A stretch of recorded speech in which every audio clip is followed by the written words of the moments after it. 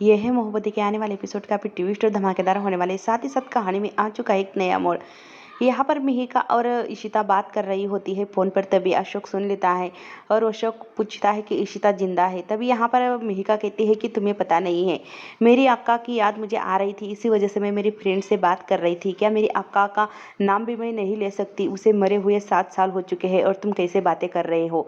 यहाँ पर मिहिका बातें छुपाने की पूरी कोशिश करती है और अशोक से कहती है कि अब पार्टी खत्म हो चुकी है, अब तुम जा सकते हो, जाओ यहाँ से। यहाँ पर अशोक सोच में पड़ जाता है कि मिहिका उससे झूठ बोल रही है। वहीं दूसरी तरफ आलिया अपने रूम में जा रही होती है, तभी उसे किसी से पीछे से पकड़ लेती है आलिया को कोई और वहां से घसीट कर ले जाता है। आलिया काफ़ी चिल्लाती है कि मुझे छोड़ो छोड़ो, पर आलिया को जो आदमी होता है वो ज़ोर से पकड़ता है और बाहर खींच कर लेकर जाता है। यहाँ पर इशिता अब ऑस्ट्रेलिया वापस जाने के लिए एयरपोर्ट पर आती है। मनी उससे अपना टिकट देने के लिए आता है और कहता है कि इशिता तुम जा रही हो, पर आलिया को बात की है तुमने फ़ोन पर? तभी इशिता कहती है कि हाँ, मैंने आलिया से बात कर ली है। तभी इशिता जा ही रही होती है, उसे फ़ोन आता है पुलिस स्टेशन से। यहाँ पर इशिता काफ़ी घबरा जाती है और मनी उससे पूछता है कि क्या हुआ इशिता, तुम इतनी घबराई क्यों हो, किसका फ़ोन था? तभी इशिता कहती है कि मनी चलो मेरे साथ, जल्दी मैं तुम्हें रास्ते में बताऊंगी कि क्या हुआ। तभी यहाँ पर जो फंक्शन है, यहाँ पर आदि और शव दोनों बातें कर रहे होते हैं। तभी यहाँ पर पुलिस आ जाती है और आदि से कहती है कि तुम्हें हम गिरफ्तार करने आए हैं। आदि कहता है कि पर ऐसा मैंने क्या किया जो आप मुझे गिरफ्तार कर रहे हो? मैंने ऐसा कुछ भी नहीं किया है, मुझे छोड़ो। आदि बहुत घबरा जाता है क्योंकि यहाँ पर कोई नहीं होता। आदि सोचता है, फिर मिहिका को फ़ोन लगाता है और कहता है कि मिहिका चिट्टी, आप जल्दी से यहाँ पर आ जाओ क्योंकि मुझे पुलिस ने गिरफ्तार कर लिया है और मुझे पता नहीं है कि किस बात पर ये मुझे पकड़ रहे हैं। यहाँ पर उसे मिहिका कहती है कि तुम घबराओ मत, मैं जल्दी आ रही हूँ तुम्हारे पास, तुम घबराना नहीं। क्योंकि यहाँ पर आदि बहुत ज़्यादा घबरा जाता है। यहाँ पर इशिता पुलिस स्टेशन आती है और पूछती है कि कहाँ है मेरी बेटी आलिया। तभी यहाँ पर जो लेडीज़ पुलिस होती है कहती है कि आपकी बेटी वहाँ पर है और एक ही लेडीज़ जा सकती है, उसकी माँ। तभी आलिया के पास इशिता आती है और उसे गले लगाती है और कहती है कि क्या हुआ तुम्हारे साथ, तुम इतनी घबराई क्यों हो? आलिया उसके साथ जो भी हुआ था वो सब कुछ इशिता को बताती है और आलिया कहती है कि मैंने उसके खिलाफ पुलिस कंप्लेंट कर दी है, अब उसे पुलिस ने अपनी हिरासत में ले लिया है। मैं एक छोटे बच्चे को चैट पर बात कर रही थी, आपको मैंने बताया था कि वो मुझसे बातें करता था, मुझे आलिया भट्ट समझता था और जो उसका बड़ा भाई था वो मुझे धमकी दे रहा था कि मेरे भाई से चैटिंग मत करना। इसी वजह से वो मेरे साथ ऐसी उसने गंदी हरकत की है, मेरे कपड़े फाड़ डाले हैं। तभी यहाँ पर जो शोऊ होता है वो अपने माता पिता से, मम्मी पापा से कहता है कि अम्मा पापा, मैंने ऐसा कुछ भी नहीं किया, ना ही आदि भैया ने। सिर्फ वो उस लड़की को गलत फहमी हुई है क्योंकि मैं उससे चैटिंग करता था और आदि भैया मुझे हर बार मना करता था कि उस लड़की से चैटिंग मत कर। इसी वजह से वो लड़की को सिर्फ आदि भैया ने धमकी दी थी, बस आदि भैया ने कुछ भी नहीं किया। आदि भी यही बताता है कि वो लड़की जो है वो मेरे भाई से चैटिंग करती थी, पर वो छोटा सा है। मैंने उससे कहा था कि तुम उससे चैटिंग मत करना, नहीं तो ये तुम्हारे लिए बहुत बड़ा नुकसानदायक काम होगा। बस मैंने इतना ही कहा था, पर मुझे पता नहीं है कि उसे किसने छेड़ा और किसने उसे पकड़ा था, मैं नहीं था वहाँ पर। आदि काफ़ी सच बोलने की कोशिश करता है पर पुलिस उसे बहुत मारते हैं और कहते हैं कि तुम ऐसे नहीं अपनी ज़बान खोलोगे, हमें और भी तरीके आते हैं तुम्हें तुम्हारी ज़बान खोलने के लिए। तभी यहाँ पर रमन घर पर आता है और रमन की माँ उसे बताती है कि आदि को पुलिस लेकर गई है, हमें जल्दी चलना चाहिए। तभी यहाँ पर रमन जाता है पुलिस स्टेशन।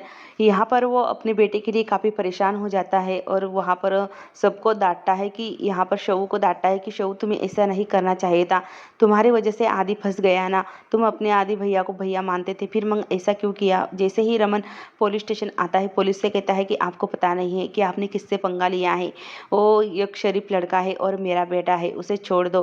अभी पुलिस कहता है कि देखो, बाप कहता है कि बेटा शरीफ है, बेटे ने ऐसी हरकत की है और बाप यहाँ पर शराब पी के आया है, अभी तक तुम्हारे मुंह से शराब की बदबू आ रही है और तुम अपने बेटे को छुड़वाने आए हो, जाओ पहले वकील को लेकर आओ। तभी रमन कहता है कि मेरे बेटे ने ऐसा कुछ काम नहीं किया, मैं वकील को क्यों लाऊंगा, यहाँ पर उसे अभी के अभी आपको छोड़ना होगा। तभी एक लेडीज़ पुलिस आती है, इशिता को कहती है कि वो जो लड़का ने तुम्हारी बेटी के साथ छेड़खानी की थी उससे आपको मिलना है, चलो।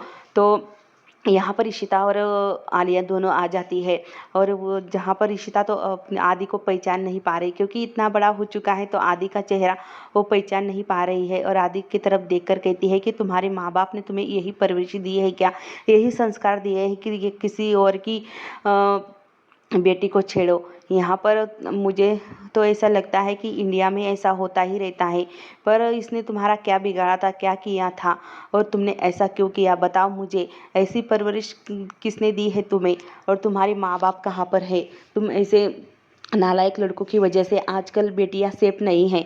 तभी यहाँ पर इशिता उससे बात ही कर रही होती है, पर आदि अपनी सिर झुकाकर सब कुछ सुन रहा होता है, क्योंकि पहले तो इशिता उसे पहचान नहीं पा रही है। तभी पीछे से रमन आता है और कहता है कि मेरे बेटे को अच्छी परवरिश मिली है और उसकी माँ ने ही उसकी परवरिश की है।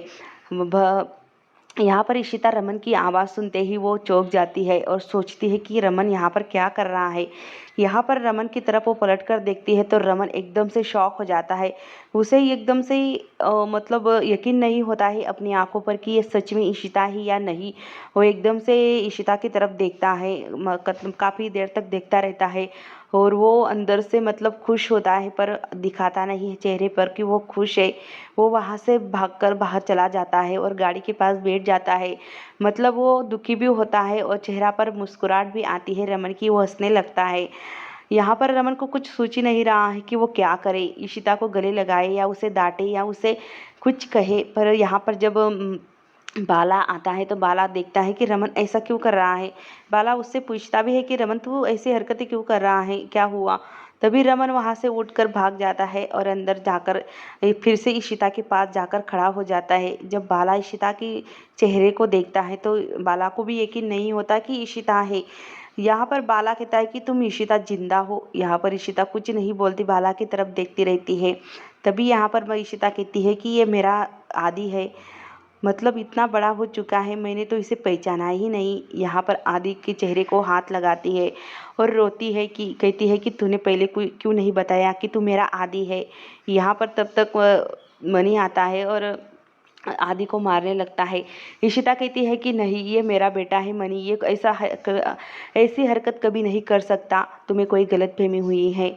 और यहाँ पर दूसरी तरफ अब पीहू पीहू आती है और सबको बताती है कि मैं आ चुकी हूँ घर वापस। यहाँ पर पीहू आती है, अपनी नानी से कहती है कि नानी आपको पता है कि मैंने आज ये हार वाली आंटी को है ना, जो तुम्हारे घर पर फोटो लगा है, उसे मैंने ऑस्ट्रेलिया में देखा था।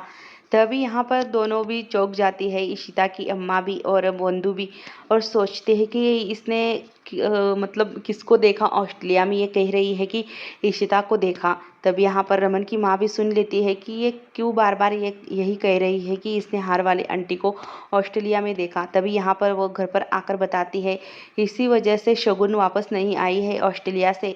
और वो कह रही थी ना कि किसी डेंटिस्ट को वो ढूंढ रही है, पीहू कह रही थी। मतलब इसका मतलब किसी हमशक्ल, इशिता का हमशक्ल होगा। यहाँ पर वही दूसरी तरफ अब यहाँ पर रमन इशिता से कहता है कि तुम्हारा कोई वास्ता नहीं है हमसे, ना ही हम तुमसे कोई रिश्ता रखना चाहते हैं। इशिता जब कहती है कि मनी ये मेरा बेटा है आदि, और तभी रमन कहता है कि ये तुम्हारा बेटा नहीं है, सिर्फ मेरा बेटा है, तुमने कभी इसकी परवरिश नहीं की। और 7 साल बाद जब तुम छोड़ के चली गई थी, 7 साल पहले, तब से हमारा रिश्ता ख़त्म हो चुका है और अभी कोई रिश्ता बचा नहीं है हमारे बीच। यहाँ पर फिर से यहाँ पर 7 साल पहले जो कड़वाहट थी रमन के दिल में इशिता के लिए, वही कड़वाहट आज भी है। यहाँ पर इशिता ये सब कुछ सोचती है कि रमन उस कड़वाहट को लेकर आज भी मुझसे नाराज़ है और अपना मतलब कभी वो मुझे माफ़ नहीं कर सकेगा। यहाँ पर इशिता काफ़ी मायूस हो जाती है कि ये रमन की बातें सुनकर के क्यों इशिता को इतना नफरत करता है इशिता से वो। यहाँ पर इशिता कहती है कि हाँ, आदि मेरा बेटा है और आलिया भी मेरी बेटी है, क्योंकि आलिया को भी मैंने 7 साल पाला है और आदि को भी मेरी परवरिश दी है मैंने ही। तो तुम कैसे कह सकते हो कि आदि मेरा बेटा नहीं हो। यहाँ पर वो पूछती है आलिया से कि आलिया, तुमने जिस इंसान ने तुम्हें पकड़ा था पीछे से, क्या तुमने उसका चेहरा देखा था। आलिया कहती है कि नहीं, मैंने उसका